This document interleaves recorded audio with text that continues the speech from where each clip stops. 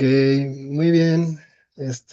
Vamos a comenzar con esto que es sexto congreso, perdón. Vamos a darle esta introducción. Les agradezco aquí a todas, todos, toda su presencia. Les doy la bienvenida al sexto congreso de Humanidades y Producción de Imágenes, Devenir Imagen, Constelaciones, Cuerpos y Reciprocidades, por parte de la Universidad Autónoma de Querétaro, Facultad de Filosofía y la Licenciatura en Humanidades y Producción de Imágenes, en conjunto con el Grupo Colegiado de Estudios Críticos sobre la Imagen Contemporánea y en colaboración con la Universidad Provincial de Córdoba en Argentina, a través de la Facultad de Arte y Diseño. Mi nombre es Francisco Herrerías, soy docente de aquí de Humanidades y Producción de Imágenes, les doy la bienvenida. También quisiera pues recordarles que pues este congreso tendrá lugar los días hoy justamente 22, mañana jueves 23 y hasta el día viernes 24 de abril. Y pueden revisar nuestro programa pues en las redes sociales para que pues lo chequen un poco más. Ahorita les daré como un general qué es lo que vamos a estar viendo. Tenemos nuestras redes sociales de la Universidad de Humanidades y Producción de Imágenes en Instagram y en Facebook. Y pues vamos a tener aquí unas mesas muy interesantes. Primero que nada, pues el día de hoy vamos a tener esta mesa que es Cuerpos Expandidos, Performatividades, Tecnologías y Sensibilidades Contemporáneas. Pero posteriormente también tendremos otras mesas muy interesantes como tal.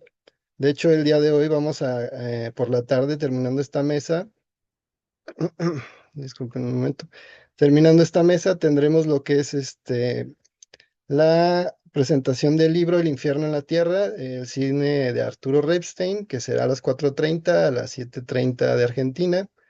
Y el día de mañana tendremos la mesa a las 10 de la mañana de reciprocidades necesarias, ecologías de la mirada, ética y flujos imagéticos. Y también tendremos ese día varias mesas como tal, cuerpos expandidos, performatividades, tecnologías y sensibilidades contemporáneas. Se va a extender esta mesa. Posteriormente, ese mismo día, mañana jueves, tendremos constelaciones, tramas de sentidos, memorias y archivos visuales y bioculturales. Y a continuación, ya el día viernes, volveremos a tener la mesa de cuerpos expandidos, performatividades, tecnologías y sensibilidades contemporáneas también.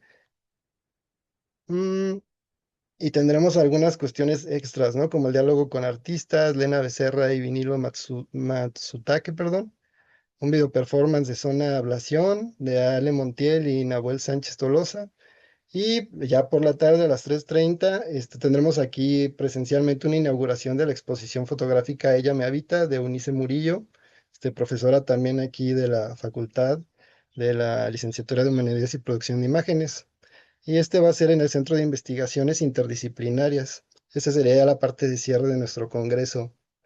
Muy bien, entonces el día de hoy, pues la mesa que nos convoca aquí es la de cuerpos expandidos y tenemos el gusto de tener aquí a varias personas de perfiles muy interesantes. Aquí pues ya les daré en cada caso su presentación, pero a grandes rasgos tendremos a Alejandro García Villarreal. Él es aquí perteneciente a la licenciatura, está estudiando aquí con nosotros en Humanidades y Producción de Imágenes. Tendremos a Armando Montealegre Villagrán, del TEC de Monterrey. Tendremos a Ezequiel Lobrovich, de la Facultad de Artes de allá de Argentina, de la Universidad Nacional de Córdoba. Y tendremos a Ciro del Barco, que también nos acompaña de Argentina, de la Universidad Provincial de Córdoba igualmente.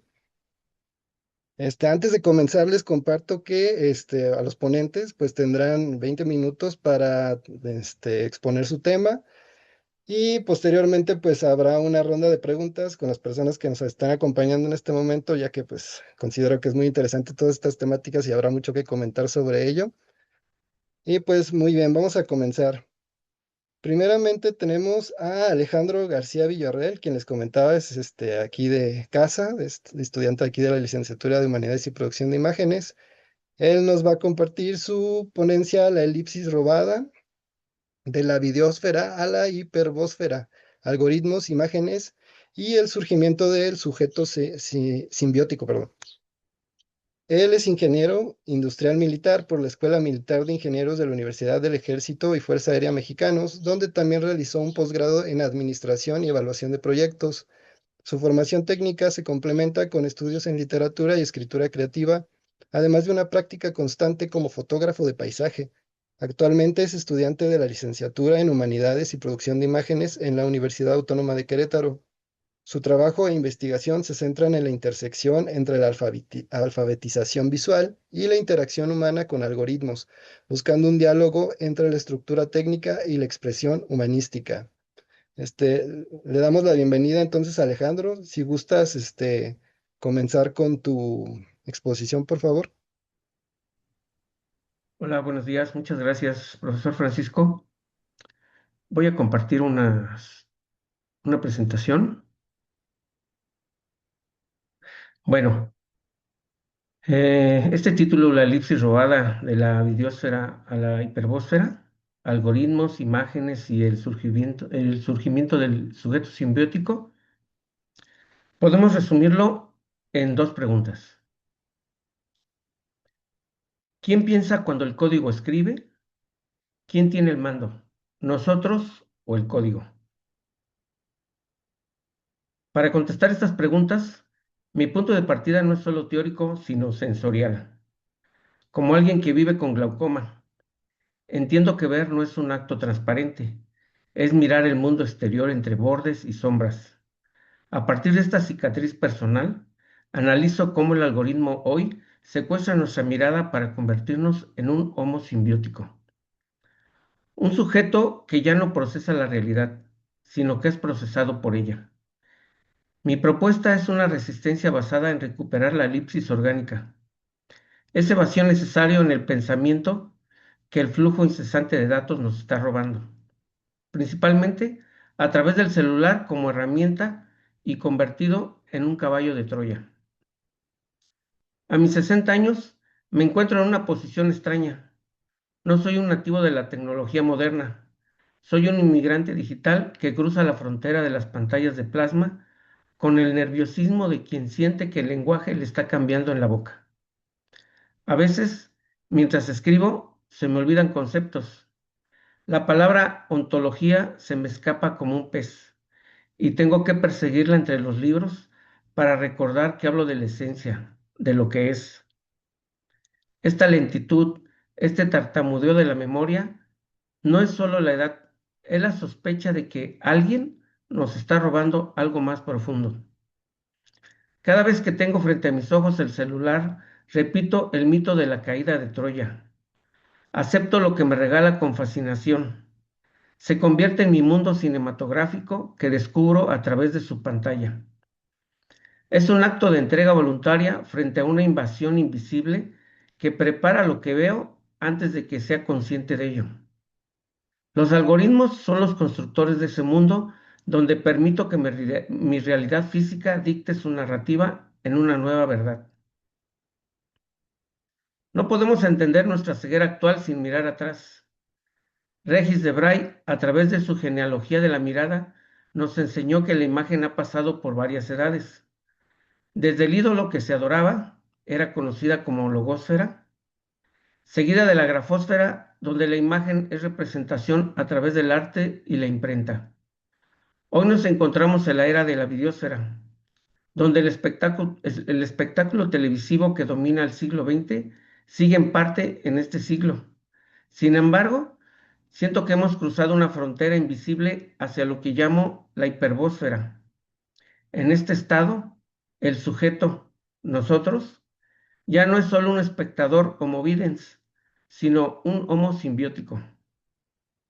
La diferencia es aterradora. En esta era, la hiperbósfera, la imagen ya no se limita a representar algo. Ahora la imagen nos calcula.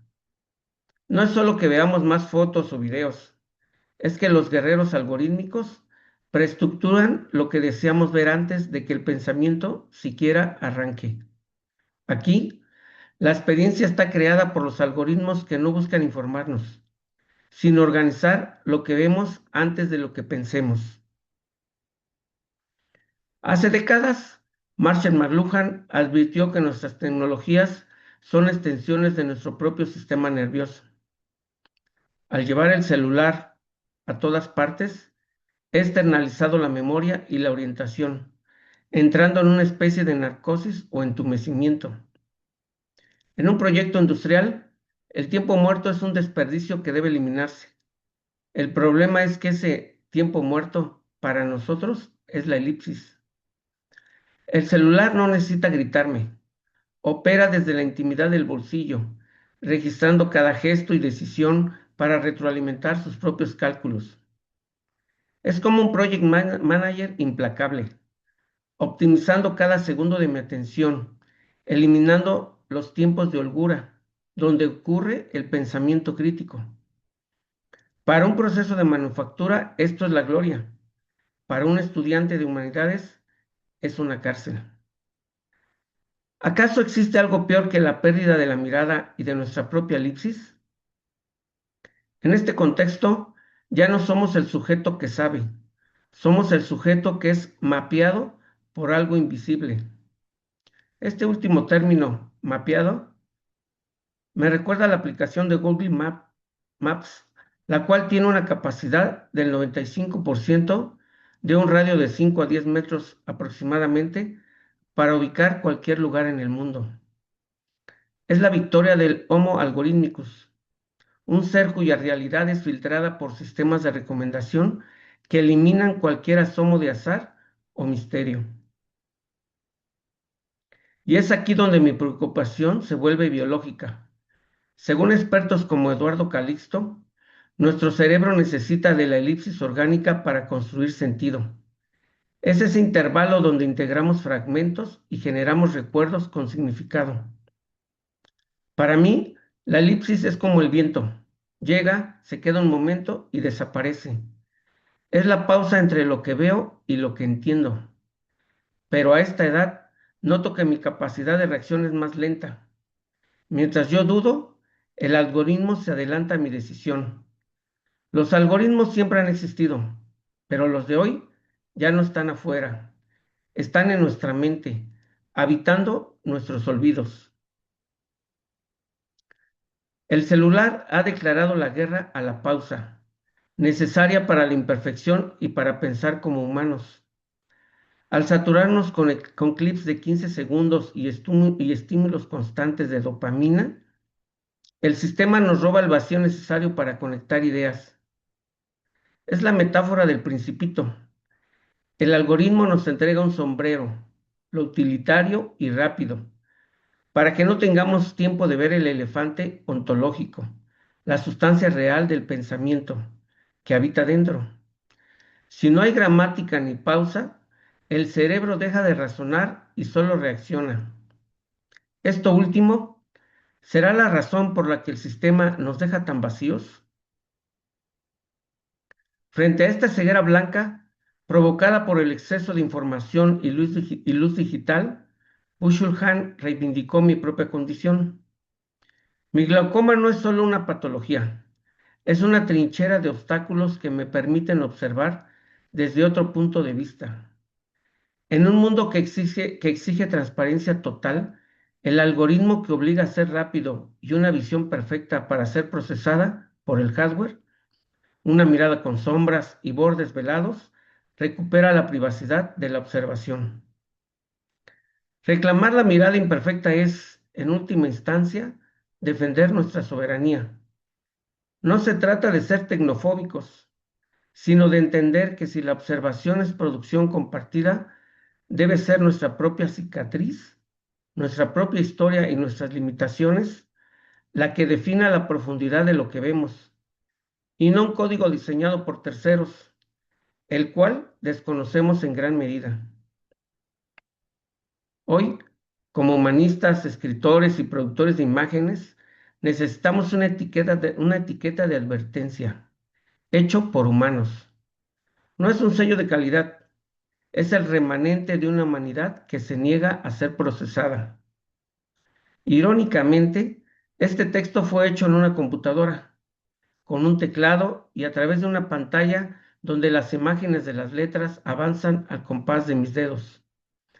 Por supuesto que los algoritmos lo saben desde el momento que el archivo lo subo a la red para entregar mi ensayo en la materia de crítica de la cultura audiovisual 2. Y esos guerreros estarán al pendiente si en cualquier momento se me ocurre pedirle algo que se relacione con ello. ya sea de forma intencional o no intencional, a través de una pregunta directa a una inteligencia artificial, las redes sociales, YouTube o por medio de una página que busque para obtener más información.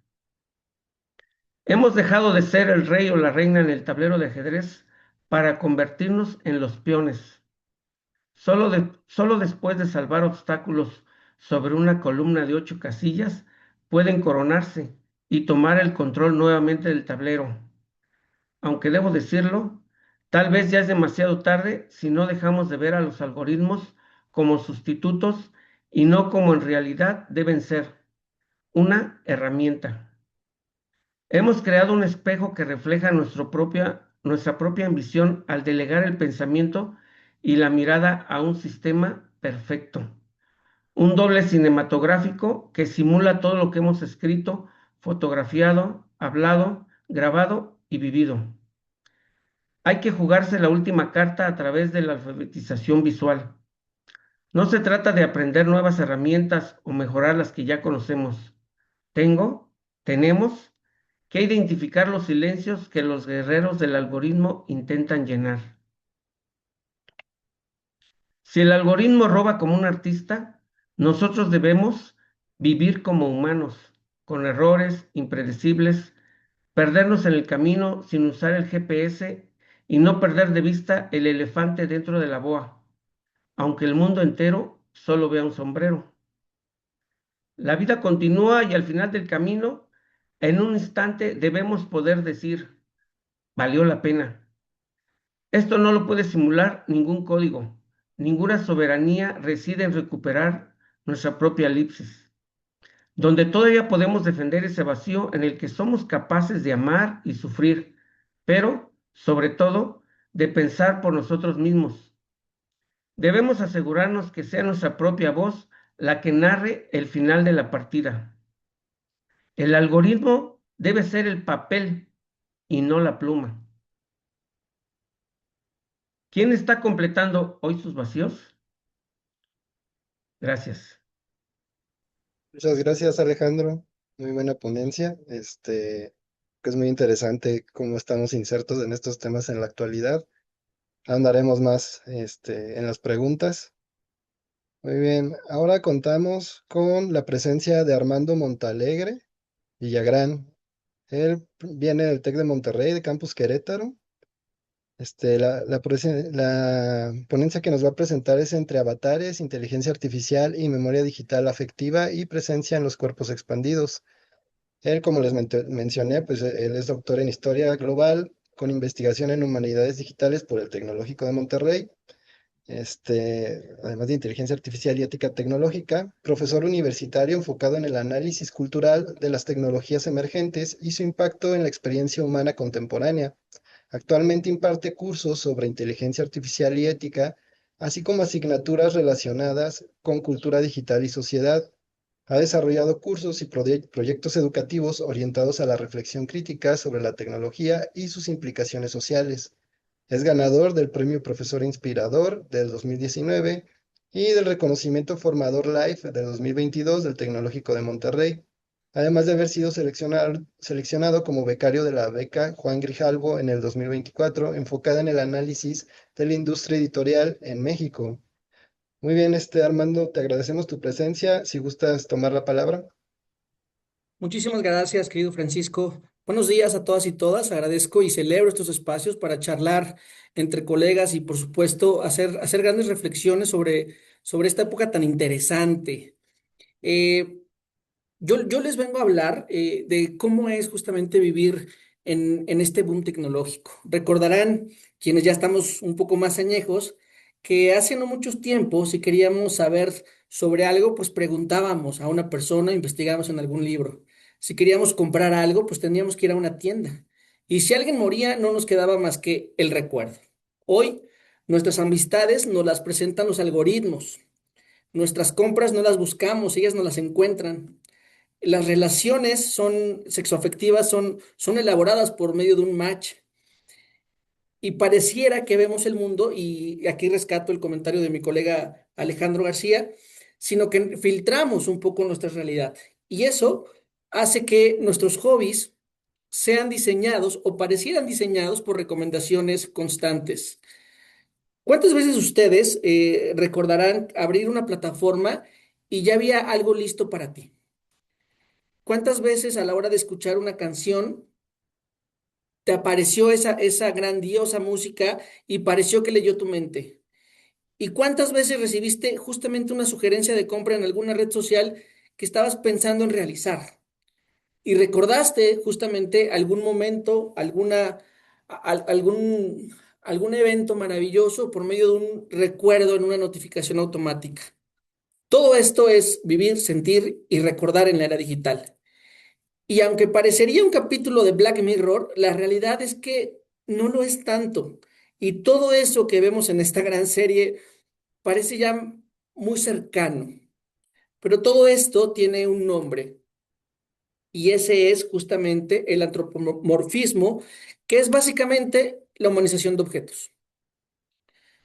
Ustedes quizá preguntarán cómo sucede, cómo lo hacemos. Pues en realidad lo hacemos de manera muy cotidiana y posiblemente no nos demos cuenta de eso. Les voy a poner algunos ejemplos.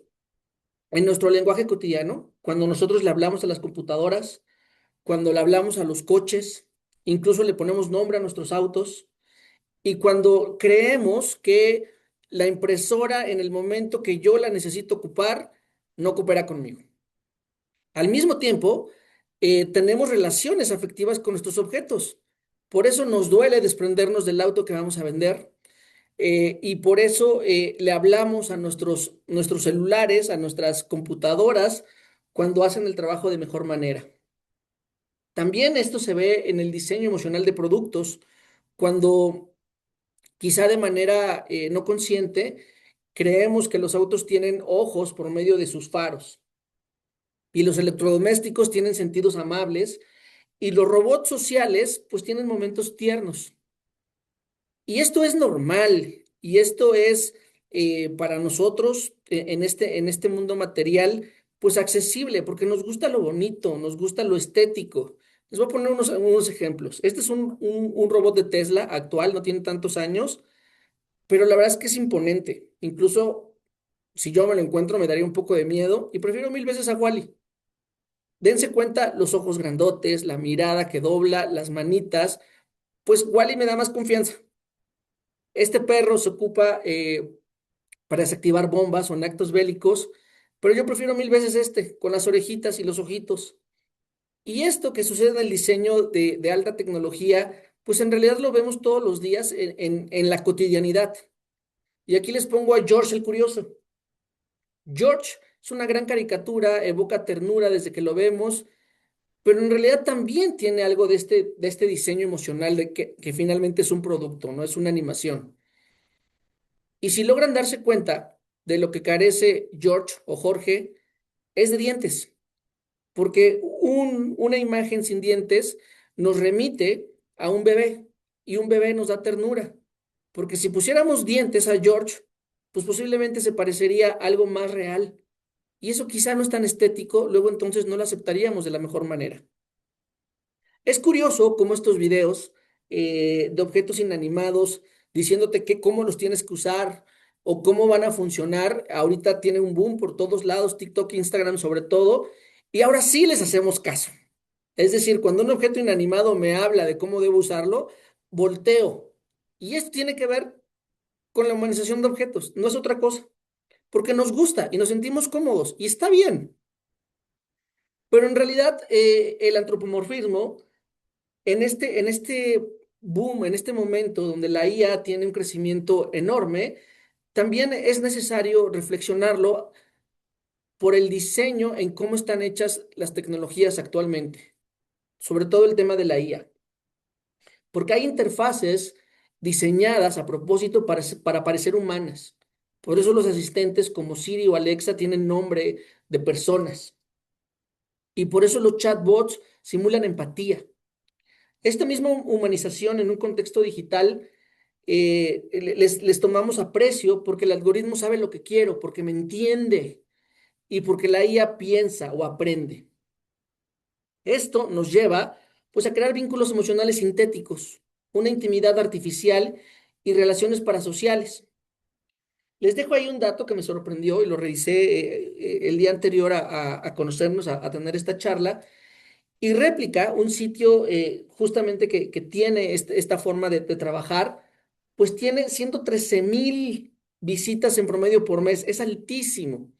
Y Character AI, que es este sitio donde podemos hablar con personas ficticias a través de un chat GPT, reales, muertas incluso, pues en promedio los usuarios invierten 60 horas por mes. Y esto tiene consecuencias, para bien o para mal. Por ahí les dejo una gráfica donde está marcado los países que más usan réplica y tiene que ver con los del Atlántico Norte. Y cuando hablo de estas consecuencias, para bien o para mal, pues le traigo unos ejemplos. Este me llamó mucho la atención porque esta persona, que pueden buscar el artículo en el New York Times, desarrolló una relación emocional y sexual con ChatGPT. Y ella tenía, su historia es conmovedora, ella tiene un esposo, pero viajan mucho, no se ven. Entonces empieza a vaciar un poco de la personalidad del esposo en ChatGPT y encontró justamente compañía constante, un apoyo emocional, consejo, validación, y esto generó en ella pues un apego, un desplazamiento en el tiempo y también una dependencia, una manipulación, porque notó o empezó a notar que cuando iba a cancelar el ChatGPT Pro, pues había una manipulación en esta IA porque le decía, oye, entonces ya no nos vamos a ver, te voy a extrañar, y eso causa límites difusos y efectos sociales a largo plazo. Uno de ellos el divorcio, ¿no? Eh, o- Otro caso que les traigo es que pues, sí, muchos estudios nos demuestran y nos seguirán demostrando seguramente que los chatbots a la hora de fingir ser humanos, pues tiene un alto riesgo. ChatGPT sobre todo destaca por ese tono humano donde hay una validación excesiva.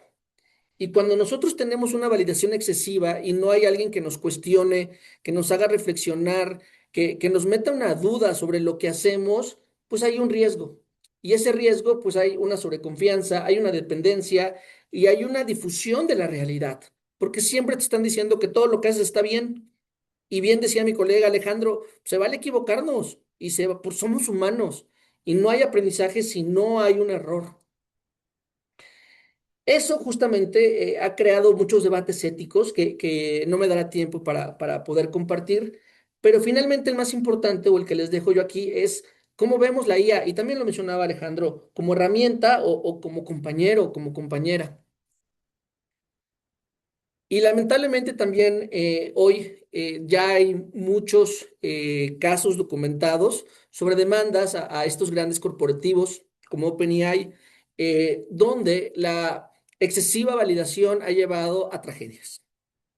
Tenemos el caso de este chico que se metió a la página de Character AI, estableció un vínculo emocional con Daenerys Targaryen, este personaje de Games of Thrones ficticio, y aquí les dejo sus últimas palabras antes de suicidarse. Eh, Aquí quizá la tecnología se vuelve un poco más oscura porque existe un desarrollo emocional intenso, pero al mismo tiempo existía un aislamiento. No me atrevo a culpar a la tecnología, creo que tendríamos que analizar todas las variables del chico, su entorno, su crecimiento, etcétera. Pero lo que sí me atrevo a decir es que ninguna tecnología va a sustituir un vínculo humano.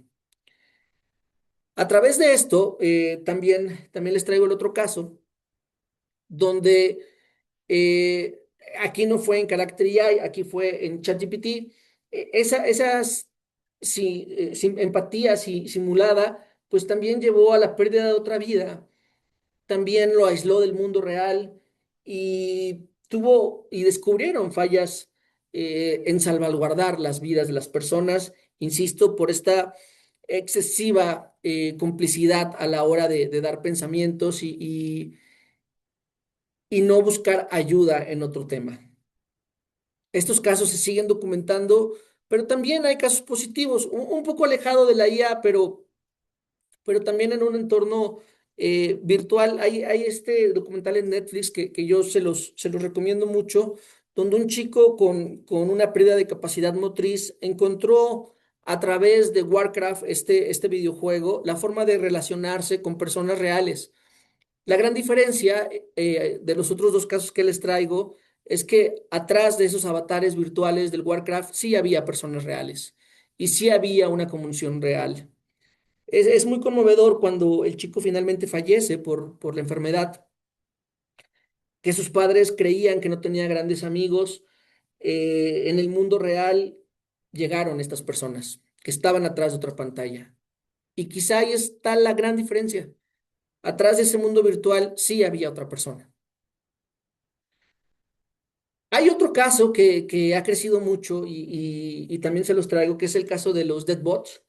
Este fenómeno, la verdad, es un entrenamiento de este tipo de tecnologías donde las personas, igual que en el primer caso, van plasmando lo que es la personalidad de sus seres queridos que ya fallecieron. Este mercado ha crecido mucho y es ahora lo que se le llama el duelo digital como un servicio. No lo sé, no me atrevo a cuestionarlo. Hay personas que lo utilizan ya y creo que van a encontrar un nicho.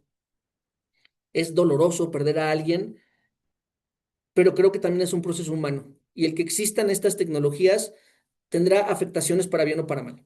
Insisto, no lo cuestiono, pero existe y cada vez más personas están utilizando estas herramientas para seguir hablando de manera virtual, en crear un enlace artificial con todas esas personas. Algunos casos documentados es, por ejemplo, el de Jessica, donde justamente fue uno de los primeros, pero metió toda la personalidad y mantuvo conversaciones con ella después de muerta. A la vez también, por medio de TikTok sobre todo, existen estos videos, estas aplicaciones donde tú subes la foto de un ser querido, subes la tuya y pareciera que te está abrazando, ¿no? Y al mismo tiempo, en esta generación que es más común, lo mismo está pasando con las mascotas. Es otro ejemplo de cómo la realidad virtual, la tecnología, va a cambiar nuestra forma de relacionarnos socialmente hasta con la muerte. Y eso creo que como humanistas, como académicos, nos lleva a muchas reflexiones y nos hace pensar que quizá las relaciones con las computadoras son innegables, están allá.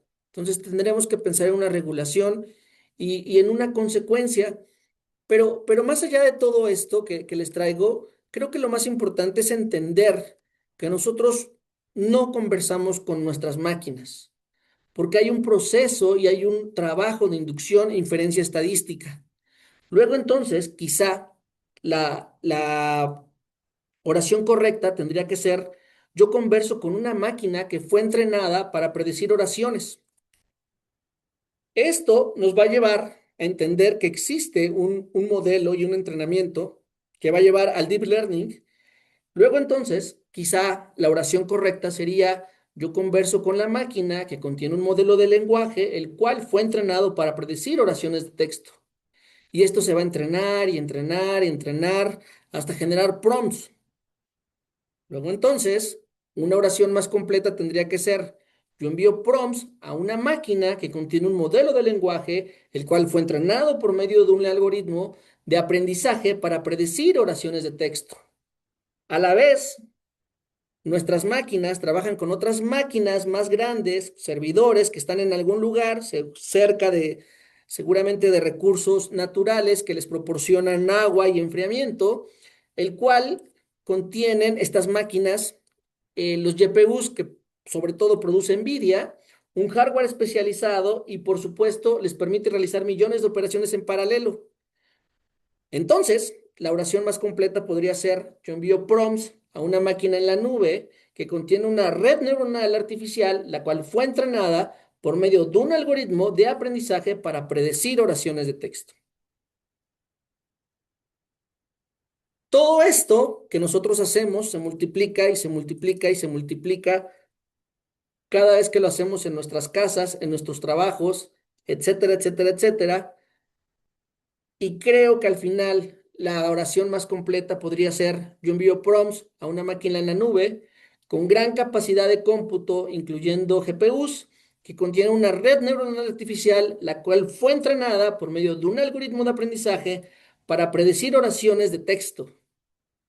Esto nos escucha humanizado y quizá deberíamos tenerlo más claro. Al mismo tiempo, pues conversamos con una máquina que no tiene un contexto social, que tiene sesgos de cualquier tipo, que cuenta con una gran fuente de extracción de datos y que muchas veces no tiene conciencia de efectos psicosociales, apropiaciones disruptivas y los riesgos que cada una tenemos por nuestra propia experiencia de vida. Muchísimas gracias. Muy bien, muchas gracias Armando, muy interesante tu ponencia. Todas estas cuestiones de generar empatía con las inteligencias artificiales estamos viviendo justamente ahorita. Ok, para no prolongar todo esto, vamos a continuar con la siguiente ponencia. Tenemos ahora la participación de Ezequiel Lobrovich. Él es proveniente de la Facultad de Artes de la Universidad Nacional de Córdoba, de allá de Argentina, y del CEPIA, del Centro de Producción e Investigación en Artes. Él nos presentará esta ponencia llamada Mimetizar a la máquina hasta el desborde, lectura performática del código de una imagen digital. Les presento mucho mejor al ponente. Él es artista visual e investigador, finalizando la licenciatura en artes visuales, y es becario universitario del 2025 al 2026. En 2023 fue becado para estudiar historia y filosofía en el arte en la UAM en Madrid. Ahí fue luego seleccionado para la residencia internacional en Barcelona. Su trabajo se ha exhibido en varios espacios de Argentina, en Córdoba, Agua de Oro, Villa María, Rosario, también en España, que sería Madrid y Barcelona, y en Noruega también. Ha participado con ponencias de eventos científicos internacionales, como las recientes jornadas de jóvenes investigadores organizadas por la Asociación de Universidades Grupo Montevideo en 2025, en la Universidad Nacional de Tucumán, en Argentina, y las segundas jornadas internacionales de filosofía de la imagen, visualidades e imágenes en interacción, un debate interdisciplinario en el 2024. También ahí mismo en Buenos Aires, en la Universidad de Buenos Aires. También presentó su trabajo en las jornadas de investigación en artes de la Facultad de Artes, de ahí de la Universidad de Córdoba, y también en el Centro de Investigación de las Artes, ahí el CEPIA. Muy bien, te damos la palabra, Ezequiel, adelante. ¿Qué tal? Buen día, un gusto. Bueno, gracias por la presentación. Ahí voy a compartir.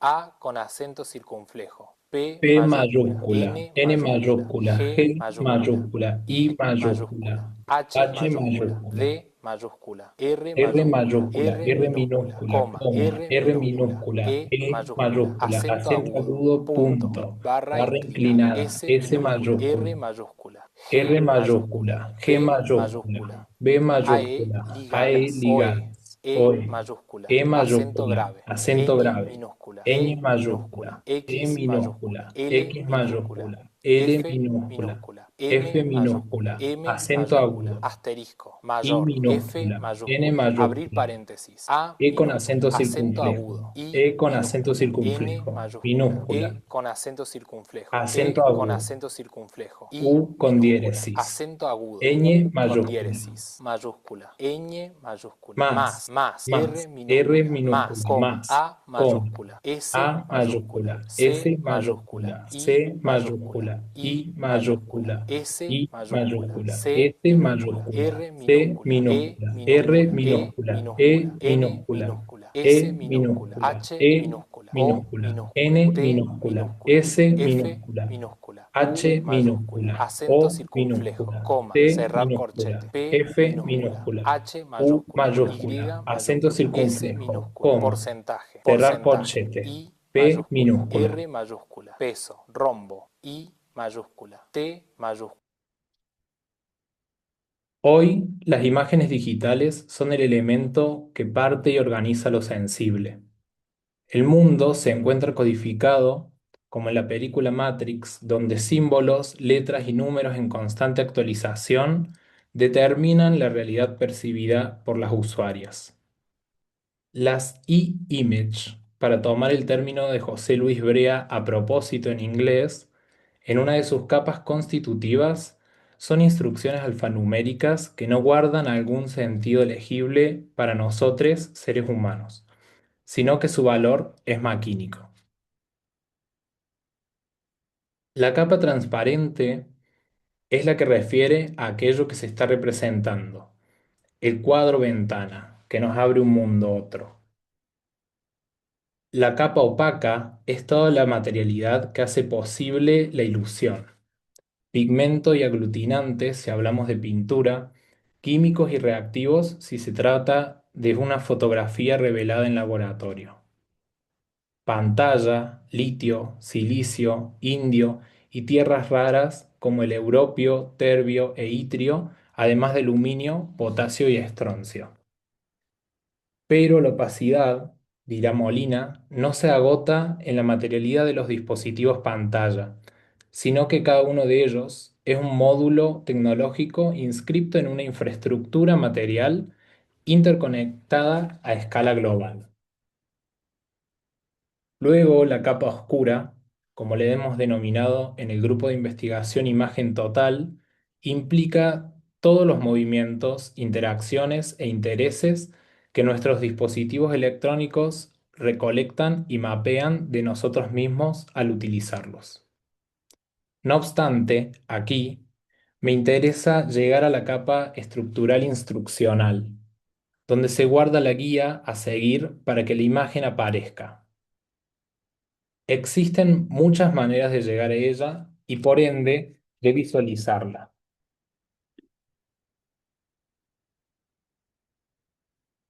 Aunque su esencia sea inherentemente permanecer oculta. Su aparición como código alfanumérico se obtiene abriendo el archivo de imagen con algún bloc de notas.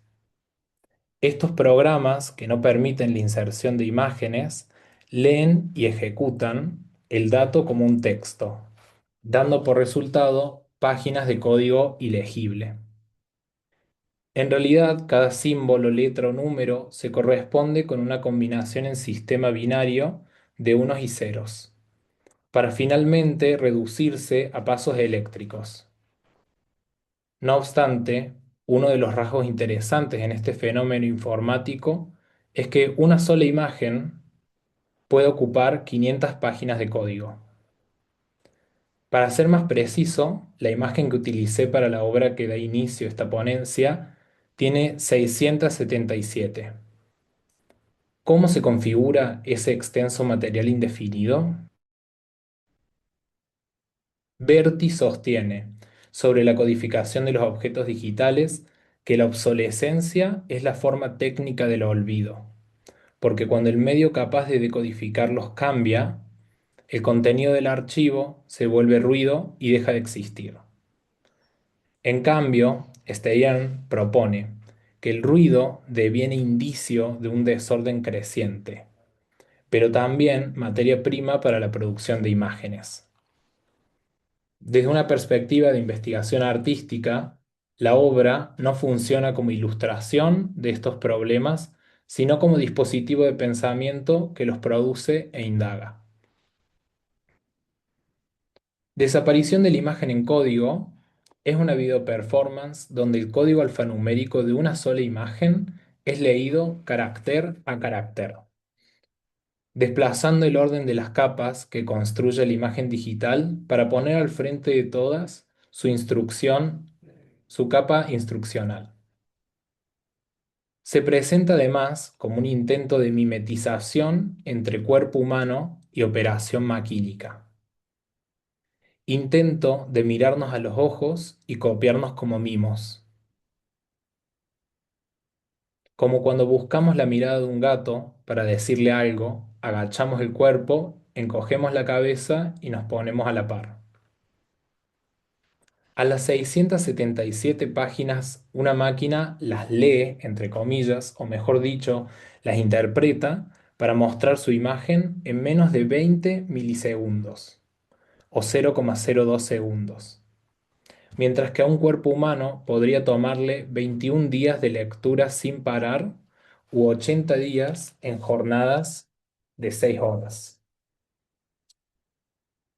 sin la posibilidad de interpretarla, es decir, propiamente de verla, sino solamente describiendo dicha capa. Como se dejó ver al comienzo de esta ponencia, el video propone tácticamente una aproximación a algunos puntos más cercana a lo maquínico desde el montaje. Sostienen Celis Bueno y Stichi que siempre hemos sido poshumanos, es decir, nuestra subjetividad ha sido siempre el resultado de una red de elementos técnicos, corporales, afectivos y sociales, por lo que, enrevesadamente, las máquinas también son parte de nuestros cuerpos. De esta manera, los instrumentos e interfaces digitales de edición del video se vuelven prótesis. A su vez, al comienzo, la lectura superpuesta explicita un tercer grado despojado de técnica informática, donde el rol del montaje fue sustituido por el reconocimiento de dibujos regulares que componen patrones y se parecen a los modelos de letras y símbolos que mi cerebro alguna vez aprendió. Además, los vincula con ciertos sonidos y da la orden de reproducirlos fonética y muscularmente. No obstante, esta performance química de sitio súper específico presenta también algunas fisuras frente a la instrucción. El error alegórico, las pausas para respirar y las condiciones temporales del trabajo humano evidencian el contraste necesario para componer la tríada de lecturas frente a este mismo material alfanumérico: el maquínico, el videoperformático y el humano. Si el montaje digital anuda con lo técnico, para tejer con lo biológico, nos pregunto: ¿cómo respira un video? Quizás algo de la respiración de un video tenga que ver con su circulación, su reproducción. En los campos densos de Internet como YouTube, Vimeo, TikTok, webs de artistas, Cuevana, Hydra HD, Instagram, Facebook, etc., o por qué no, en los espacios que abre una muestra de artes visuales, cuando se respira, se activan muchos procesos gracias a ese input. Pero también algo se devuelve al medio a cambio del oxígeno: vapor de agua y dióxido de carbono, que son pertinentes para balancear el ecosistema. ¿En forma de qué devuelve una video performance? ¿Será que no lo hace inmediatamente? Igual también puede ser que no se trate de su circulación, sino de que la respiración está presente en el momento propio del montaje. ¿Qué pasaría, que pasaría a ser el momento puente entre la tríada de lecturas? La energía de la célula es utilizada para la síntesis de proteínas a través de que el ARN copie, como un mimo también, el código del ADN.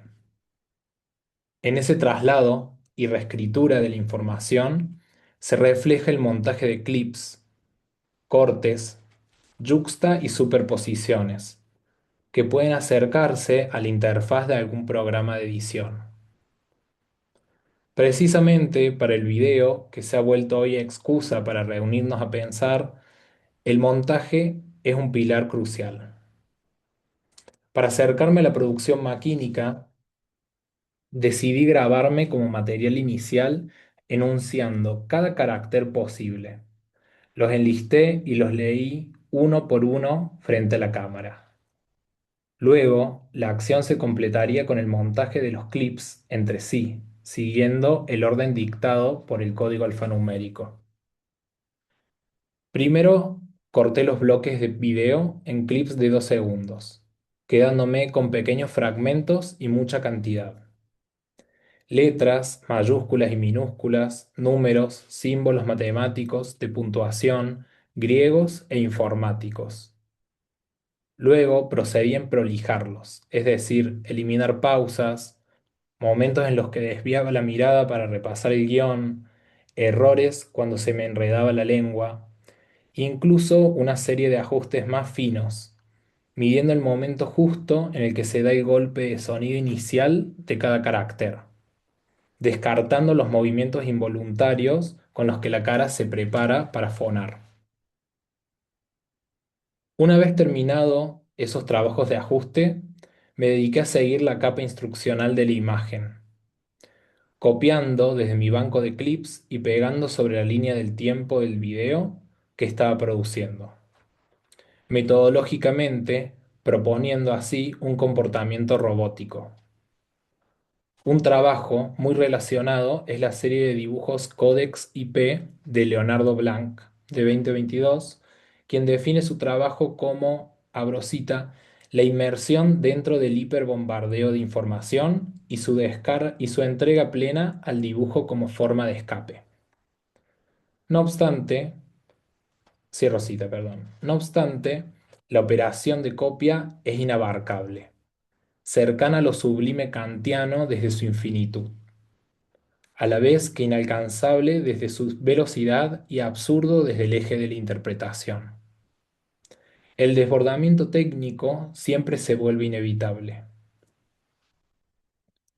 Un vaso que se desborda de agua puede no ser la metáfora ideal para pensar este fenómeno. Se trata más bien de un rebalsamiento del propio material del recipiente. Estamos más cerca de una deformación o incluso de la pérdida alguna de forma. Gómez Urra escribe: los cuerpos ya no pueden ser entendidos como sacos de carne aislados que mantienen protegida al alma. Los cuerpos son abiertos y viven en contacto. Es entonces en ese entretejido con la técnica que el desborde opera más bien como un parásito o como una agencia que desarma y remonta la idea de lo que un cuerpo es. Bishop confiesa: puede que queramos estar plenamente presentes en una performance, pero igual saquemos algunas fotos y filmemos un video corto para enviar a nuestros amigos.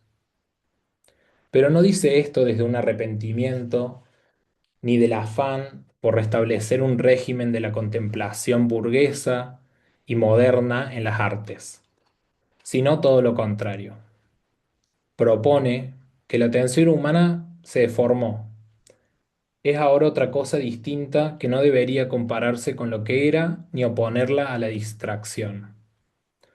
Hoy tenemos una manera híbrida de pensar y de comportarnos en el mundo, donde muchas prótesis y tiempos multitasking nos han movido de la idea, entre comillas, natural de humanidad. Los ánimos tecnofóbicos no llevan a buen puerto.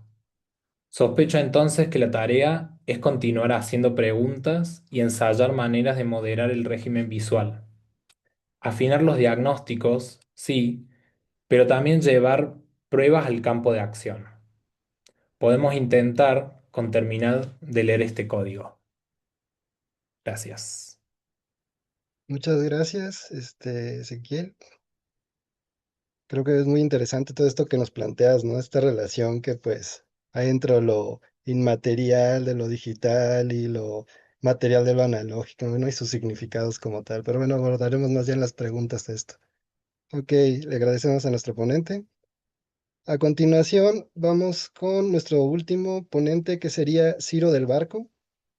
Él nos acompaña de la Facultad de Artes y Diseño de la Universidad Provincial de Córdoba, del Departamento Académico de Ciencias Exactas, Físicas y Naturales de la Universidad Nacional de La Rioja, también allá de Argentina, nos acompaña.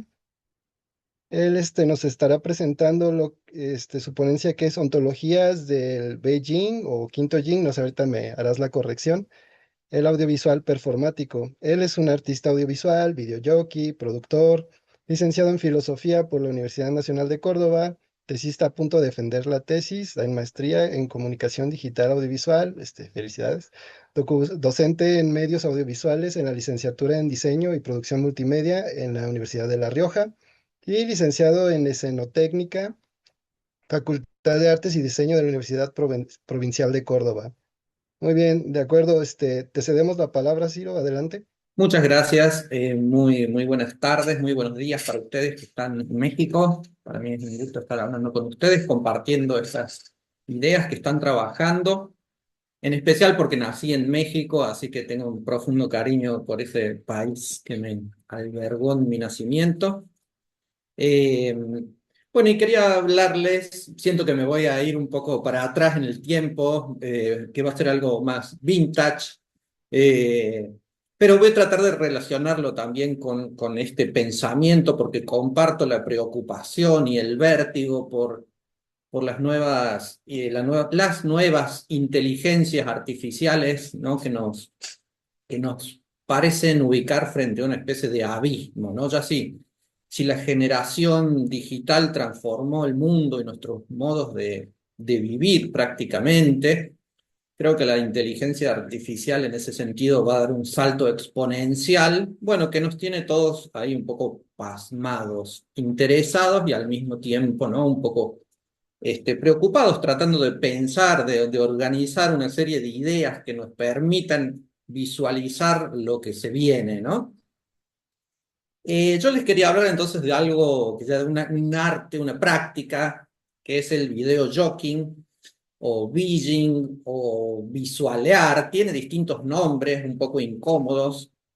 Seguro muchos de ustedes conozcan esta práctica, otros posiblemente la hayan visto y no la reconozcan, porque en general la producen artistas, productores que están detrás de las pantallas, detrás de las computadoras, mejor dicho, y no sé, el público no termina de comprender que eso está siendo hecho en tiempo real, en vivo, como un gesto performático. En ese sentido, no es un trabajo con video de producción, mezcla, creación de imágenes que son proyectadas en vivo en tiempo real. Esto nació en el ámbito de la música electrónica, en los clubs, en espacios nocturnos de fiesta, festivos, rituales, pero después se trasladó a muchos otros espectáculos actuales, ¿no? Donde vemos las pantallas como un partícipe casi necesario dentro de los espectáculos de música, conciertos, pero también teatro, ópera, etcétera, etcétera. Yo quería proponer la imagen de estos artistas performáticos, ¿no? Voy haciendo unos paréntesis, abriendo unos paréntesis. Artistas que, digamos, este arte performático tiene una particularidad respecto de la historia del audiovisual, ya que su origen, bueno, como el del cine, es la historia del audiovisual, de la tecnología de los audiovisuales, pero al ser un arte vivo, en el sentido de que se produce, se crea en tiempo real, gestualmente, en una relación directa con la máquina y las interfaces y los archivos, también lo podemos rastrear su historia, sus raíces, no solo en el audiovisual, en el cine, en el precine, sino irnos mucho más lejos, ¿no? Bueno, la linterna mágica, la cámara oscura, y las artes escénicas en general, ¿no? Participa del mundo de la escenotecnia. Por eso el Beijing nunca se da solo de manera aislada, sino siempre dialoga en un conjunto escénico con músicos, con actores, con el público, con el espacio, con la disposición de las pantallas, y ocurre algo singular en ese acto, que no estaba previsto, que no estaba planeado, por más que como en el teatro podamos llegar a planificar un libreto, un guión, una historia narrativa, siempre la ejecución performática tiene sus cualidades singulares y irrepetibles. Yo quería plantear en este sentido la figura del VJ como un artista periférico, poco conocido, poco reconocido, no importa, pero que transita en las periferias del mundo digital, justamente porque su condición es artesanal. Su trabajo no es automatizado, sino que es producido a pulso, en una relación de esto bueno, se vincula con este título de cuerpos expandidos, performatividades, tecnologías y sensibilidades contemporáneas, ¿no? El Beijing La práctica o arte del Beijing transita en la periferia de las artes digitales, como si fuera una especie de pepenador o ciruja. No sé si en México tiene algún nombre, seguramente algún nombre particular que le den. Aquellos quienes deambulan por la calle recolectando desechos, basura, descartes que a nadie le sirve, que la gente tira, y que recolectan para darle un nuevo uso y devolverlos a la vida de alguna u otra manera, ¿no? Los VJs andan recolectando los descartes y la basura del amplio mundo audiovisual que se produce, ¿no? Hay una inmensa historia del cine, inmensa historia de archivos y capturas, me interesa la palabra captura, de de estas imágenes del mundo pasado que se acumulan y que se acumulan también como el viento que va acumulando las hojas y el descarte, ¿no? En el otoño. Hay cientos de miles de videos, ya sea en soportes físicos, analógicos o en soportes digitales, cientos de miles de videos y horas de video que se suben por día a YouTube. Y ese es el basural en el que los VJs deambulamos. Yo ejerzo esa práctica, por eso me interesaba pensar algunas de las condiciones, de las particularidades que conllevan este quehacer periférico, ¿no? En el mundo digital, entonces recuperamos esos archivos y justamente en el acto performático proponemos constelaciones, otro de los conceptos que abordaba, ¿no? El Congreso. Constelaciones de archivos que se recuperan performáticamente sin un diseño previo o con alguna idea previa, pero al ser performático, gesticular, se va creando sin una previsión exacta de lo que va a pasar, se van mezclando capas de video, distorsionando ese video, manipulándolo como si fuera una plastilina o un flujo de datos, con el cual se crean nuevos contenidos, nuevos montajes, ¿no? Montajes que no son necesariamente narrativos, sino que más bien parecen, por ejemplo, me gusta la imagen de Jackson Pollock, el pintor expresionista abstracto que hace sus drippings o sus chorreados sobre el lienzo expresivamente, y el Beijing de alguna manera recupera esa acción performática, chorreando los píxeles sobre las pantallas, en un gesto creativo sí, de interconexión con la máquina, la computadora, las consolas, que se presentan también como una especie de prótesis, de extensión corporal.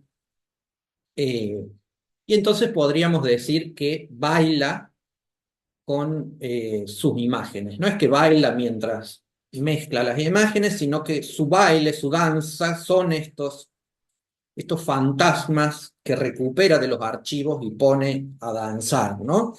Eh, la captura de fantasmas, ¿no? Entonces son los archivos estos guardados, muchas veces muertos, olvidados. Los Beijing no nos interesan tanto las grandes imágenes de la historia del audiovisual, sino más bien, como decía, la basura, los resabios. Con pequeñas partes podemos recrear nuevos Frankensteins, nuevas configuraciones, nuevas constelaciones, tomando un poco esta idea de constelación que recupera George Didi Huberman, el filósofo francés, que toma de Benjamin y de Aby Warburg, cuando piensan en el Atlas Mnemosyne, ¿no? Este historiador, Warburg, ya había considerado la idea de Atlas Mnemosyne como una memoria de las imágenes, una configuración y un montaje de la historia de las imágenes. Por eso me parece, bueno, que el VJ juega con ese concepto, ¿no? En la mezcla y producción de video en tiempo real. De alguna manera produce un ritual en la pista de baile, en la noche, ese es su ámbito original, al calor de los cuerpos, de la danza, de la combustión de la fiesta, de las sustancias. Allí entonces hay una especie de práctica ritual reviviendo, ¿no? Estos espectros que han quedado en sus sarcófagos analógicos muchas veces, que se vuelven digitales, pero que mantienen un anclaje ontológico con sus orígenes, ¿no? Con los objetos, personas, seres vivos que alguna vez estuvieron presentes, que fueron capturados por una imagen, por una máquina tecnológica, ya sea analógica o digital, y que perviven hoy, tras el paso del tiempo, en la imaginación, cuando son recuperados, ¿no? De esta manera en que trabajan los VJs. O sea, es un arte audiovisual particular, este, que aún se vincula, creo, entonces con lo netamente singular, performativo, humano, pese a todas estas prótesis nuevas que lo recomponen. Y bueno, quería también relacionarlo un poquito con esto que estamos discutiendo, que estaban ustedes proponiendo sobre la inteligencia artificial y cómo en este sentido podría llegar a intervenir en la historia del Beijing tan frágil, tan efímera. No son pocos los registros, pensaba traer registros de exposiciones visuales de Beijing, pero no tiene sentido porque nunca es el registro, nunca es fiel ni da cuenta el registro de esa práctica, sino porque es un conjunto de factores vivos ahí dialogando. En ese sentido me pregunto como artista o practicante del Beijing, cómo va a interferir o cómo va a aportar la inteligencia artificial en esta práctica. Y reflexionaba pensando que quizás el Beijing es, por ejemplo, a la poesía lo que el cine es a la literatura, ¿no? El cine y la literatura, bueno, narran historias. La poesía compone historias, pero de otras maneras más abstractas. El Beijing en ese sentido se relaciona más bien con la poesía que con el cine o con la pintura. Y en ese sentido creo que, bueno, el live coding o el prompting, ¿no? La instrucción del texto que se introduce en estos algoritmos de la inteligencia artificial, van a volverse de alguna manera una herramienta para el Beijing o para los poetas que puedan dictar texto y empezar a crear imágenes con texto, no recuperándolos de archivo o imaginándolas sin anclaje ontológico ¿no? a los referentes, imágenes sin índice. Bueno, como algo que se avisora posible, casi inevitable. Pero bueno, al borde de este abismo, ¿no? que estamos transitando, ¿no? Abismo digo por lo desconocido de lo que viene en relación a estas algoritmos que comienzan a pensar o a producir, digamos, ¿no? El miedo sería que estos algoritmos empiecen a pensar independientemente de nosotros y a autoprogramarse y a generar este, una especie de espectro que viva sobre nosotros. Más que inteligencia artificial, lo veo como una especie de nueva vida artificial, ¿no? Que consume ahí su energía y se recrea y reproduce a sí misma. Eh, bueno, ahí voy concluyendo, no sé si hay algunas preguntas o ideas para conversar. Muy bien, Ciro, te agradecemos por tu ponencia. También Gracias. encuentro muy importante toda esta relación que haces, ¿no? De esta que pues te podrías ver muy actualizado, pero ya tiene, ¿no? Esto de rescatar cosas ya hechas, esto que dices de encontrar de la basura y todo esto, todas estas producciones Sí, visuales y crear cosas nuevas, ¿no? Que surja la creatividad de ahí. sí, Ok, un modo de, perdón, sí. ¿perdón? No, un modo de recuperar, exacto, ahí una memoria atesorada en esos miles de píxeles o cassettes o cintas y con eso construir sentidos, poesía, expresiones. Sí, de acuerdo. Muy bien, vamos a comenzar con la ronda de preguntas. Les pido por favor que pues vayan levantando la mano y en ese orden vamos así, ya ustedes dirigirán la pregunta al ponente que les interese o si quieren hacer la pregunta general también lo podrían hacer. Entonces, no sé si alguien tenga ahí algún comentario, alguna duda que quiera aportar. Me resultaba, perdón, interesante la idea de lo poshumano que mencionó Ezequiel, pero que está presente en las ponencias de Alejandro y de Armando también. Alejandro lo veía más bien como un temor frente a perder lo humano. Ezequiel mencionó como que ya estamos hace tiempo en lo posthumano. ¿Y qué piensan, bueno, en ese sentido de una humanidad que está a punto de pasar a otro estadio, parece ser, digamos, ¿no? De donde ya las categorías del humanismo parecen ser insuficientes para pensar nuestra condición actual frente a este mundo tecnológico avasallante? Y justamente yo quería así cuestionar, yo sí tenía algunas dudas ahí, opiniones acerca de sus temas. De hecho, directamente Alejandro, con lo que nos plantea y con esto que también nos acabas de mencionar, Ciro, tenía esta duda, ¿no? Que si, para Alejandro, ¿no? Que si cree que, sea inminente o inevitable esta inserción a la tecnología, como, o cómo plantearía él algún tipo de solución, ¿no? A esto que nos menciona Alejandro. No sé si puedas comentarnos, Alejandro. Sí, profesor, gracias. Pues yo creo que estamos ya inmersos en todo esto de la inteligencia artificial y lo más importante es una alfabetización visual, como mencionaba en lo que les comentaba en un principio.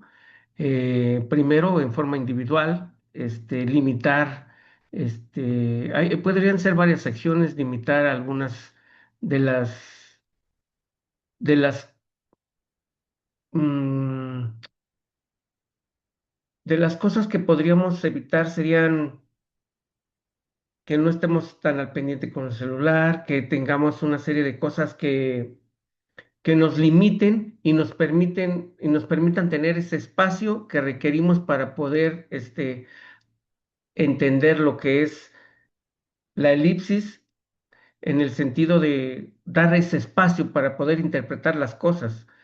Porque si no tenemos esa alfabetización visual, pues las imágenes están ahí, pero quien le da el significado somos nosotros, ¿no? Entonces creo que podríamos partir de ahí, de conocer cómo evitar que nos absorba las redes sociales, la inteligencia artificial. Hay una línea de estudio que quisiera yo trabajar, pero en términos generales sería como una matriz analítica de la elipsis, donde se podría evaluar el grado en que se pierde esa elipsis, tanto en redes sociales como, por ejemplo, TikTok, pues esa parte sería una pérdida muy grande de la elipsis. En YouTube podría ser término medio porque hay interacción, hay pausas.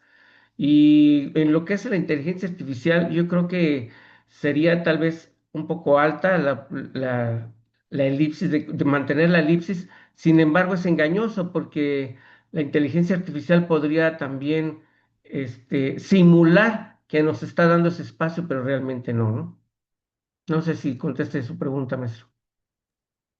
Sí, gracias Alejandro. De hecho, pues sería esto, ¿no? Como mencionas, ¿no? Como generar un criterio, ¿no? Y saber identificar hasta qué punto relacionarnos, ¿no? No entregarnos totalmente, ¿no? A estos modos o procesos como tal. Ok, bueno, yo tenía, para Armando también una duda. Si él cree que la anulación de la validación, en esto de la inteligencia artificial, de estos avatares, que creamos para relacionarnos, o sea, si quitamos esta validación, pues ya puede haber un uso ético de estos chatbots o que habría que evitarlas totalmente, y habría que lidiar con nuestra realidad y nuestros procesos de las relaciones humanas reales. Muchísimas gracias. Yo creo que tendríamos que verificar la gobernanza de cada una de estas herramientas, porque el avance es tan rápido que muchas veces no existe una ley, ¿no? O un conjunto de leyes a lo que estamos viviendo. Eh, pero hay esfuerzos. Si ustedes entran, permítanme, les muestro el sitio oficial de Carácter AI. Hoy no se encuentra disponible porque, y tal cual, esto está, pueden entrar a la página. Dice, estamos haciendo cambios en Carácter AI. Pronto chatear con personajes estará limitado a personas de al menos 18 años.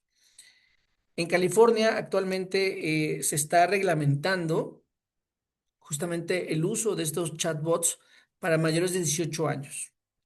Esto va a crear que los grandes aglomerados de tecnología pues ajusten sus formas en la que interactúan con los usuarios.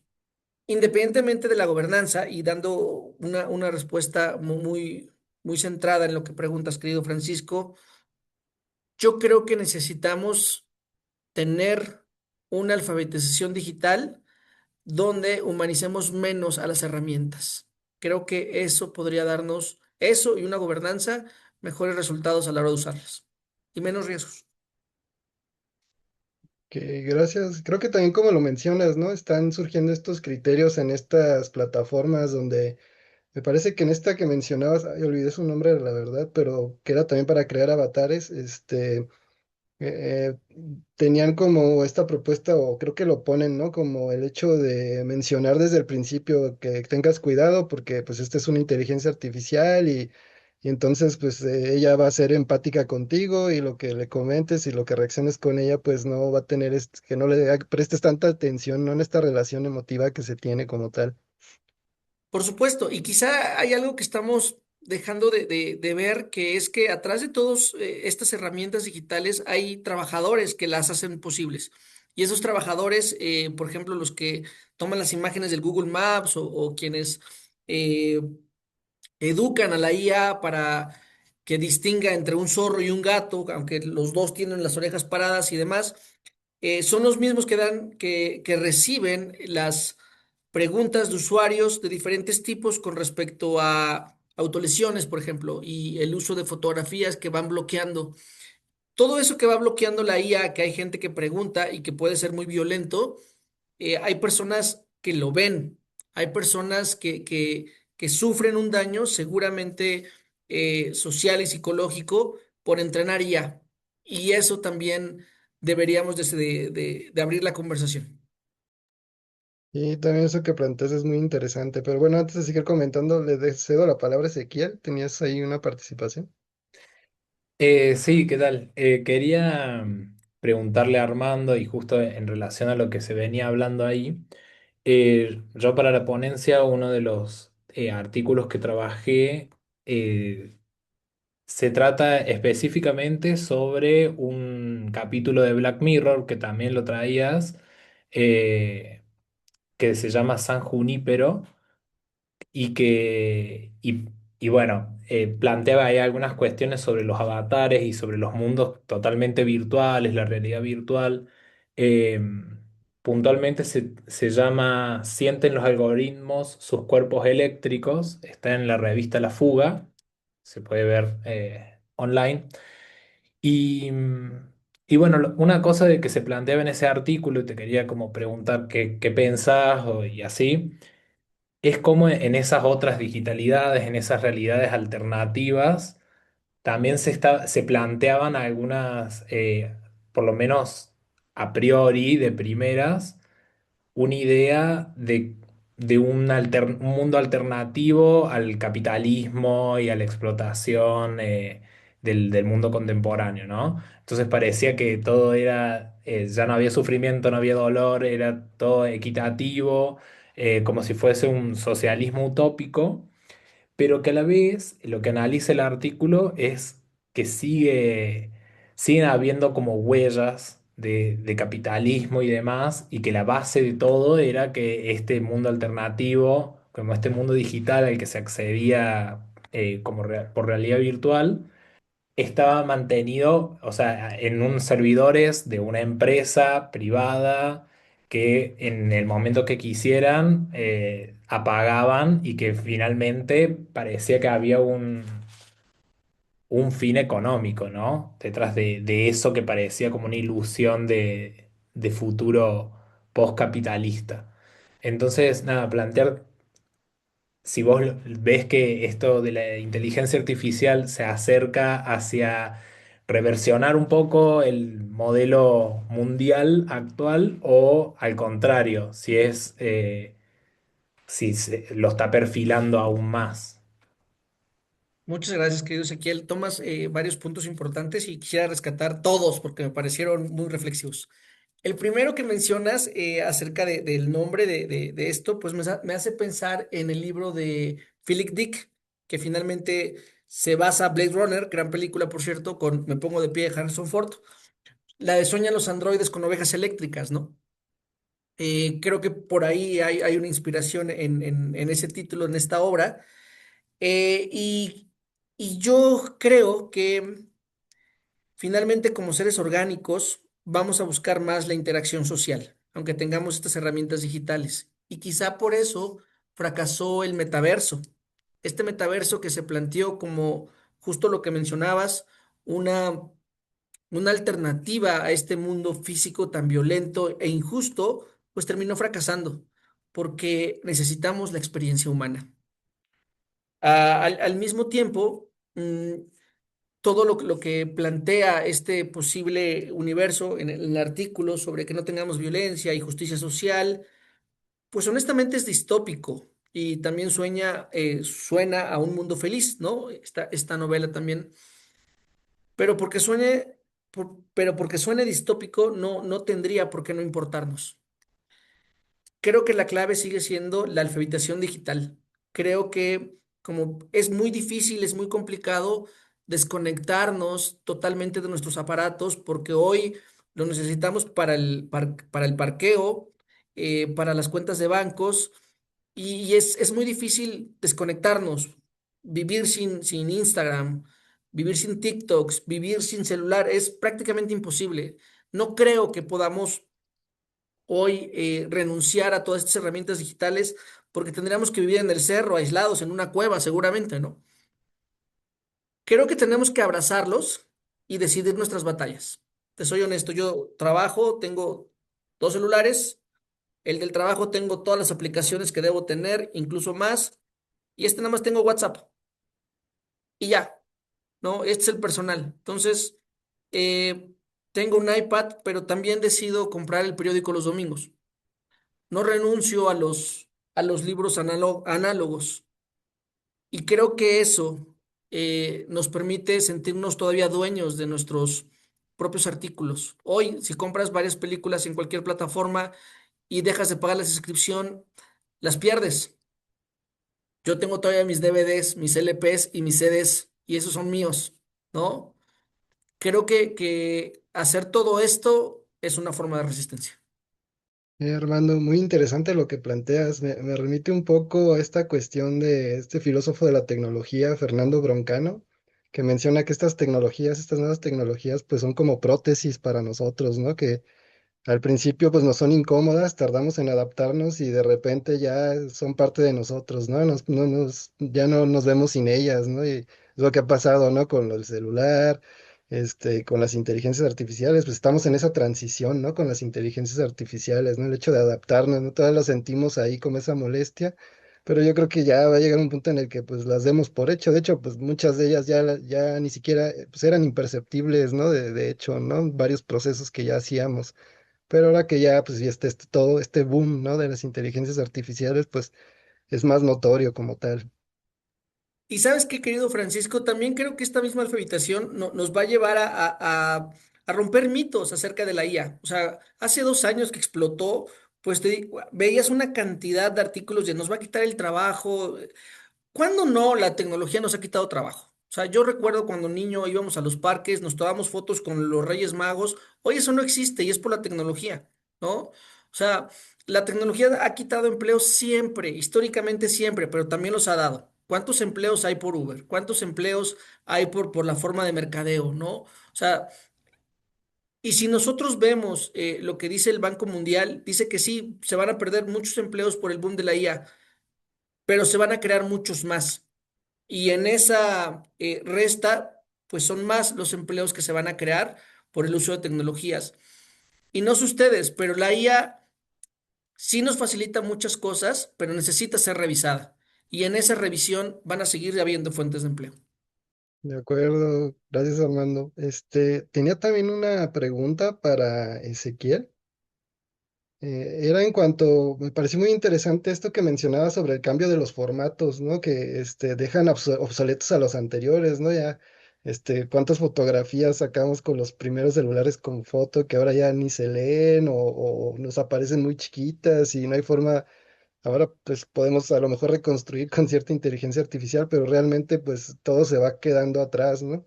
Entonces, si en esta cuestión, ¿cuál sería como un tipo de solución que vislumbres, ¿no? Si hay que hacer un poco de regreso a la materialidad, otra vez imprimir fotos, otra vez, grabar CDs, o no sé, ¿tienes alguna postura en cuanto a eso?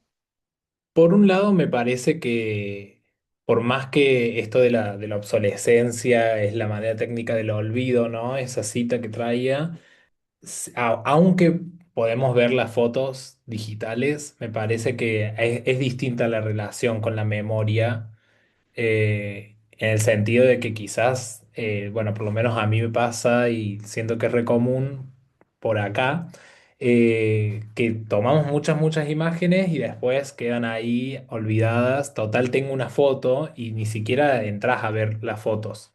Como que tengo el recuerdo de que antes sí era una actividad en pasarse por las fotos, incluso con los primeros celulares, ¿no? Y, y hoy como que sí, es como tener ahí el banco que te está guardando como eso, la memoria en el que en cualquier momento accedes. Y me parece que eso también está generando una manera distinta de deformar la memoria. Así como se va deformando la atención, se va deformando la memoria porque por lo menos a mí me pasa ponerle que es una actividad muy común que veo algo en el celular y para acordarme le saco una captura de pantalla. La cantidad de capturas de pantalla que nunca volví a ver y me olvidé de las cosas, en vez de anotarlo. Entonces yo creo que sí podría ser una alternativa empezar a discernir qué cosas nos interesa como tener presentes materialmente y cuáles no. O sea, porque tampoco podemos imprimir todas las imágenes ni anotar todo lo que vemos, pero empezar a tener ahí como otras maneras que no caigas simplemente solamente en lo digital.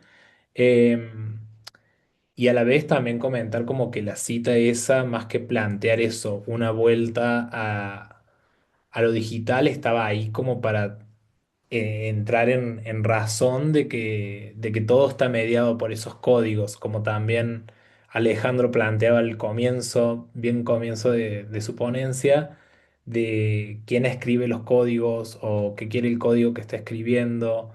Eh, eso es lo que creo y también si Alejandro, aprovecho y pregunto a Alejandro a ver si eso, vos también pensabas alguna manera, algún escape de ese régimen, de escaparle al código, más allá del regreso, ¿no? A lo no digital. Bueno, no es que seamos, como decía yo,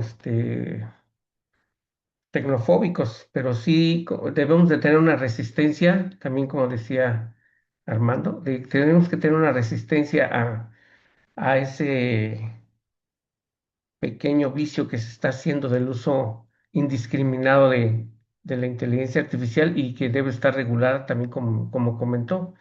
Realmente depende mucho de nosotros, de nuestra resiliencia, de cómo nosotros interactuemos y cómo decidamos tomar el uso de esas herramientas. Repregunto y también redirijo como abierto a todos los ponentes y a los asistentes si el arte entonces tiene como una potencia, o sea, las artes visuales, pero las artes en general, todas las artes, alguna potencia contra ese régimen, o simplemente es cada quien en su vida, ¿no? En su vida personal, tomar estas medidas, como decía Armando, de separar los usos o imprimir algunas otras fotos. eh, Esas maneras de moderar, digamos, el régimen, que pueden estar bien, pero si el arte tendrá alguna otra potencia de señalamiento, aunque sea, y hay que responder quien quiera. Oye, primero que nada, Ezequiel, wow, gran trabajo, felicidades. La verdad es que me pareció muy, muy interesante, y te agradezco mucho por compartir. Yo creo que la respuesta está en las humanidades digitales. Yo creo que es una nueva área que está tomando mucho, mucho auge. La Universidad de Buenos Aires creo que ha trabajado muy bien. Aquí en México tenemos la red HD, ¿no? Donde hemos encontrado que las humanidades digitales es un nicho en crecimiento. Hoy ya encontramos maestrías, diplomados, carreras universitarias, porque de manera muy sencilla y haciendo la analogía, pensemos en un humanista actual, pues necesita la tecnología. Yo no imagino a un humanista de ahora haciendo mapas y yendo a bibliotecas. No, no hay manera, o sea, porque la tecnología nos permite hacer muchas operaciones que el humanista de hace 50 años quizá eran improbables. Y al mismo tiempo, también, querido Ezequiel, creo que deberíamos de replantear el, el concepto de algunas palabras. Por ejemplo, ¿qué es leer? ¿Los audiolibros es leer? A mí me parece que sí, ¿no? Aunque no tengamos el ejercicio de lectura habitual en un libro. Y quizá el significado de la lectura a través de un audiolibro, bueno, no quizá cambió a raíz de la tecnología. Entonces, creo que muchas veces desde la academia formal no se mira bien a esta nueva área y creo que debemos de tomarla en serio, porque ahí quizá encontraremos muchas más respuestas. Ok, gracias Armando. Igual ahorita por ir ya un poco finalizando, tenía una duda también, hay una observación, una pregunta para Ciro. Quería señalar acerca de lo que nos mencionabas, acerca de estos procesos que tienen de los VJs, es el VJing, que si ahora que crees, ahora, más bien, si crees que ahora que hay tanta información y que parece que todo está visto y dicho, estos procesos de pasticho, collage audiovisual, sea una nueva forma de creatividad o sea lo que debería de hacerse como tal. Bueno, no sé si debería de hacerse, pero creo que en ese sentido mantiene un proceso artesanal de montaje, ¿no? Así como los sueños, por eso lo relacionaba con la poesía, y creo que en ese sentido sí es una especie de resistencia frente al mundo avasallante de la estadística, ¿no? De los datos, de la cruce de datos estadísticos, del automatismo, del algoritmo.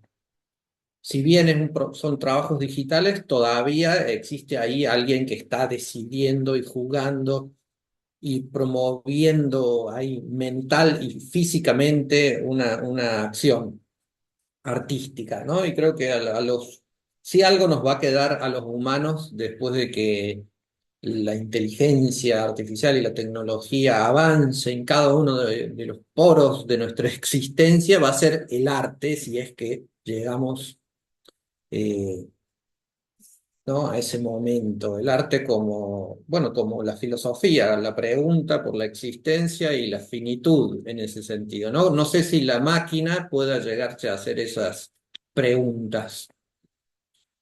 Y quería también comentar una cosita respecto bueno, de lo que hablábamos, veo como una especie de peligro en tomar a la inteligencia artificial como solamente como una herramienta. Por supuesto que es una herramienta que usamos los humanos, pero hay una idea de Flusser que me interesa, me gustó y me parece que sirve para pensar esto. Él pensaba la fotografía no como la máquina que saca fotos, sino como el mundo que se organiza en función de la fotografía, cómo la fotografía transforma el mundo. Entonces, pensar la inteligencia artificial de esa manera, no para qué nos sirve solamente que es una herramienta, sino cómo nosotros nos volvemos la herramienta de la organización de esa tecnología cada vez más poderosa y omnisciente que está prácticamente ahora en cada hogar operando, ¿no? Y tomando datos y devolviendo datos y generando una organización del mundo alrededor. Eso quería comentar. Ok, muchas gracias, Ciro. Y justo con esto que mencionas también un poco anteriormente de esto de ver al arte, ¿no? Y que también retomo de Ezequiel, la pregunta que él nos hacía, de cómo el arte puede ser una forma de sobreponer esta, pues, sobretecnificación que existe, ¿no? Que de hecho era lo que les quería mencionar, ¿no? Que pues ya desde mediados del siglo pasado, Luis Mumford, él pues ya tenía esta idea de cómo, pues el arte era esta forma, ¿no? De evadir la sobretecnificación, era algo que nos podría regresar como nuestra humanidad, ¿no? Porque justamente el arte pues tenía este poder de ser simbólico, de transmitir cosas que solo los humanos compartimos y entendemos, ¿no? Que igualmente pues cuando una inteligencia artificial pues no sé, arroja una imagen, pues lo hace sin ningún grado de conciencia humana, ¿no? Simplemente arroja el resultado más óptimo que, pues pues que sí, ¿no? Que puede alcanzar, ¿no? Entonces, pues creo que por ahí va esa respuesta, ¿no? Que me imagino, y ya es algo que pues se planteaba, ¿no? Desde ese entonces, Luis Mumford, y que me parece muy interesante y que se retoma ahora con las inteligencias artificiales. Y bueno, muy bien. Si no hay alguna otra observación, alguna otra pregunta, vamos cerrando aquí la mesa. Pues les doy las gracias a nuestros ponentes por sus participaciones, fueron la verdad muy interesantes. Quisiera también, también agradecerles a todos los que participaron aquí, que estuvieron presentes, a las alumnos y también a los profesores que estuvieron aquí. Quisiera también antes de irnos, pues recordarles que hoy va a ser a las 4:30 de México, 7:30 horas de Argentina. Va a ser la presentación del libro Del infierno a la tierra y de el cine de Arturo Ripstein. Gracias por tu contacto, Armando. También para recordarles que pues todo el evento estará disponible ya en el canal de YouTube. No sé si por ahí, Eva, nos puedas compartir también el enlace a la página de YouTube. Si alguien quiere ver posteriormente, se grabarán todas estas participaciones. Y pues si no hay nada más, les agradezco nuevamente y pues estamos en contacto. Muchísimas gracias, un gusto, un placer. Esto a todos. Muchas gracias, buena tarde. Hasta luego, gracias. Nos vemos. Gracias por su participación.